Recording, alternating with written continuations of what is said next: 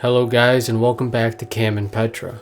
Today we're going to be modding an Xbox Series X controller with the Hope Remap Kit from ExtremeRate. Feel free to use this video as a guide and a walkthrough on how to customize and modify your Xbox controller. The kit includes back buttons, and I'm also going to be swapping the shell plus the joysticks.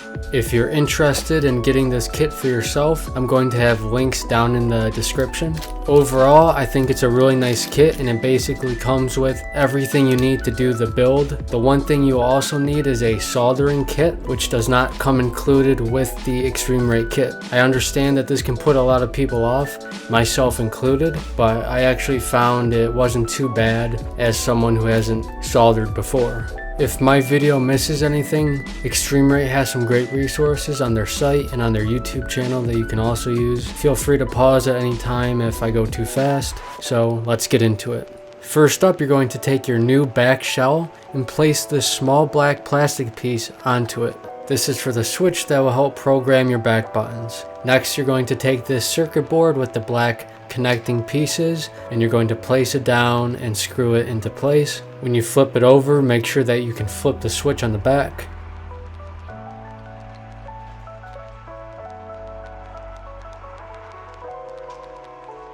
From here, you're going to want to take these black plastic pieces and snap the clips with the red cables into place.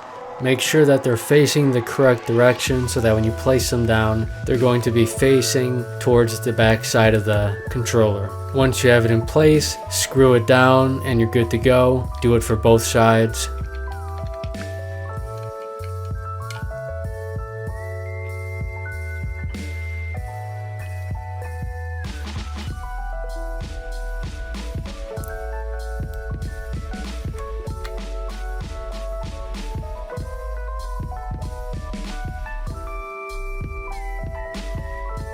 So once you have them in place, they should look like this. Next up, you're going to want to flip it over and start popping in the back buttons into the slots that we just screwed down.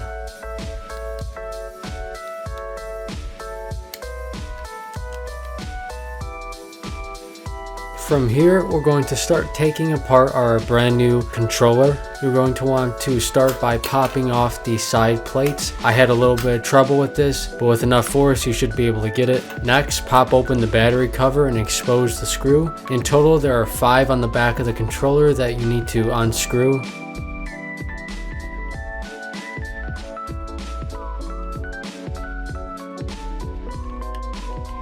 Once all screws are removed, the top plate should just come right off. Same with the back plate. The next step is to pop out the metal battery clip. Once you pop it up, you're going to have to push in to get it to come out. Now you're going to take that same clip and put it into your new back plate. It just snaps right into place. Last step on this part, pop out your old joysticks. And with that, we're ready to start soldering. For this part, we're just going to be disconnecting the wires that connect to the rumble motors. Take note of which one goes where for when you have to reconnect it. Taking a picture can help.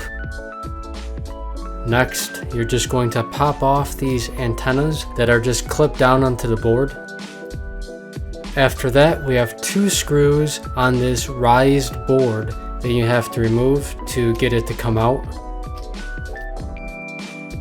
You will notice a small black connector piece. Just get that out of the way for right now.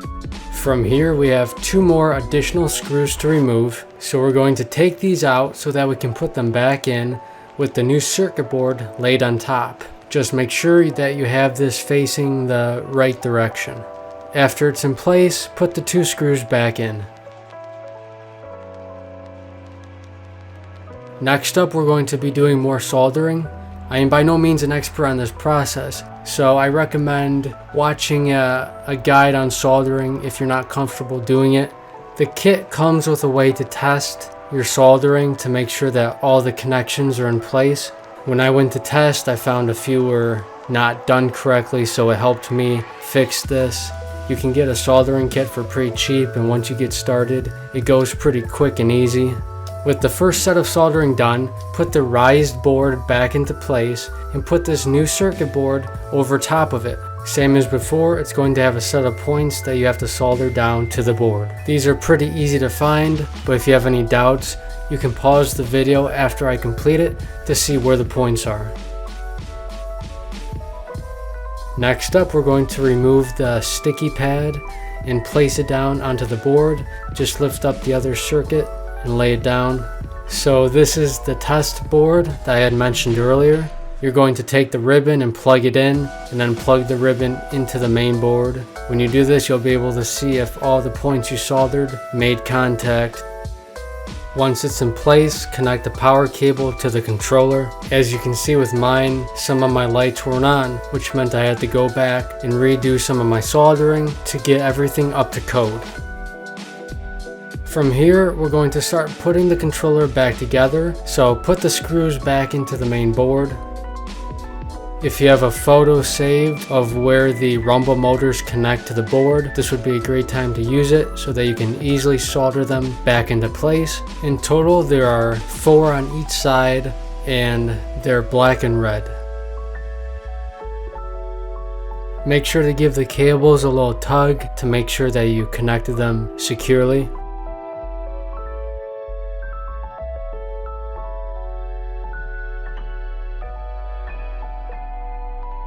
Next, you're going to want to pop the antennas back into the board. You can just push these right down into place.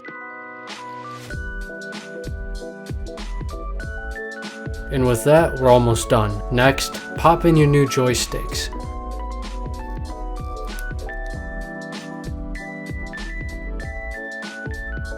Now the front and back plate are connected by a single ribbon, which you can easily connect.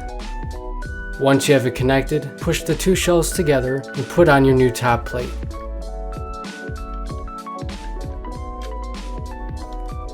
Next, we have 5 more screws to put in, including the one under the battery cover.